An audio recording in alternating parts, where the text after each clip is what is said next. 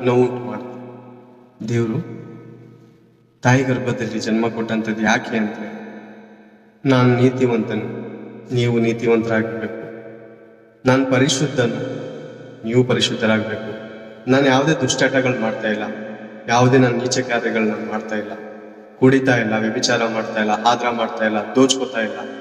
ನಾನು ಹೇಗಿದ್ದೀನೋ ಅದೇ ಸ್ವಭಾವವುಳ್ಳವರಾಗಿರ್ಬೇಕು ಅನ್ನೋದೇ ದೇವರ ಇಷ್ಟ. ದೇವರ ಇಷ್ಟ ಏನು ಗೊತ್ತಾ? ನನ್ನ ಒಂದು ಭೌತಿಕವಾದ ತಂದೆ ತಾಯಿಗಳನ್ನ ನೋಡುವಾಗ ತಂದೆ ಆ ಮಗು ತನ್ನ ಒಂದು ರೂಪದಲ್ಲಿ ಇದ್ರೇನೆ ಬಹಳ ಸಂತೋಷ ಪಡ್ತಾನೆ. ತಂದೆ ನನ್ನೇ ಸ್ವರೂಪದಲ್ಲೇ ಇದ್ದಾನೆ,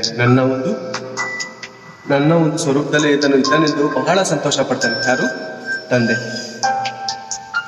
ತಾಯಿಯು ಅಷ್ಟೇ.